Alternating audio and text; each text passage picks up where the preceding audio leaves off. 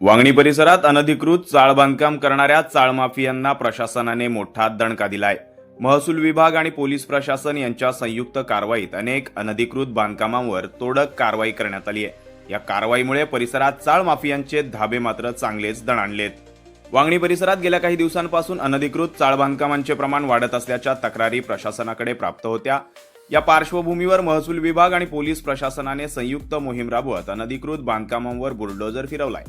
या कारवाई दरम्यान सर्वे क्रमांक 114चा 3, सर्वे क्रमांक 82, सर्वे क्रमांक 111चा 2, सर्वे क्रमांक 8, सर्वे क्रमांक 209 आणि सर्वे क्रमांक 180 या जमिनींवरील बांधकामांवर नियमबाह्य पद्धतीने उभारण्यात आलेल्या चाळी आणि इतर बांधकामे जमीनदोस्त करण्यात आली आहेत। अनधिकृत चाळ बांधकामाविरोधात ही कारवाई करण्यात आली असून नियमांचे उल्लंघन करणाऱ्यांवर कठोर कारवाई सुरूच राहील असे सांगत नागरिकांनी कोणतेही बांधकाम करण्यापूर्वी आवश्यक परवानग्या घेण्याचे आवाहन अंबरनाथचे तहसीलदार अमित पुरी यांनी केलंय। इतकंच नव्हे तर बेकायदेशीर बांधकामांना पाठीशी घालू नका असाच सज्जड इशारा देत तहसीलदार अमित पुरी यांनी ग्रामपंचायत प्रशासनाला देखील चांगलंच धारेवर धरलंय।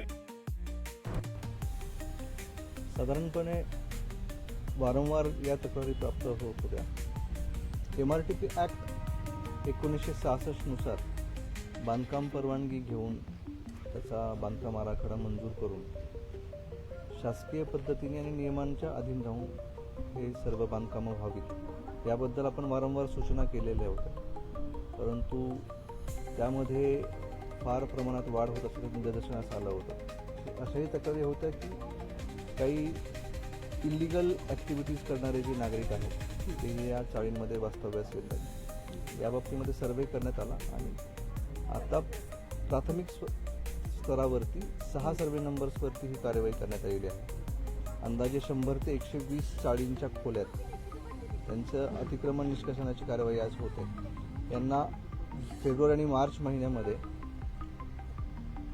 कायदेशीर नोटीस देण्यात आलेली होती आणि परंतु या चाळधारकांनी, चाळ व्यावसायिकांनी कुठलाही त्याचा खुलासा नोटीसला दिलेला नव्हता आणि नोटीसची मुदत संपवून त्याच्यामध्ये आपण असा त्यांना एक इशारा दिला होता की आपण हे निष्कासन स्वखर्चाने करावं, अन्यथा त्याचा निष्काचा इत्थंभूत सर्वे केले जाणार आहे। सर्वे करून त्यांना MRTP अंतर्गत नोटीसेस दिल्या जाणार आहेत आणि जी काही अनधिकृत बांधकामं असतील त्यांची निष्कर्षणाची कारवाई भविष्यात केली जाणार आहे। त्याच्यामुळे माझं तहसीलदार म्हणून सगळ्यांना आव्हान आहे की आपण कायदेशीररित्या कागदपत्र सादर करावी आणि बांधकाम परवानगी करून नंतरच आपल्या जागेचा विकास करावा। आज ज्या आपण जागेवरती उभे आहोत ही स्वातंत्र्य सैनिकांना नवीन शर्तीने वाटप जागा आहे आणि ती आपण फक्त कृषी या वापरासाठी दिलेली जागा होती। याच्यावरती आपण जसं बघतोय की आज चाळींचं निर्माण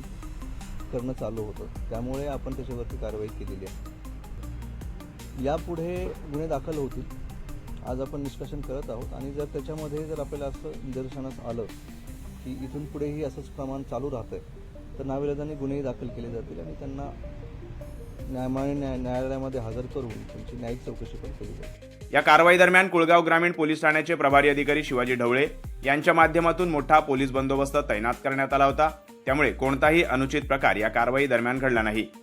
अनधिकृत बांधकामांविरोधातील प्रशासनाच्या या कारवाईमुळे शहराचे विद्रुपीकरण करणाऱ्या वांगणी परिसरातील बेकायदेशीर बांधकामांना मोठा आळा बसण्याची शक्यता वर्तवण्यात येते।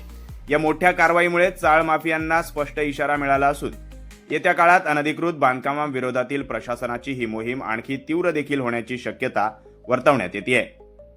अरुण बैकर, वृत्त मराठी, वांगणी।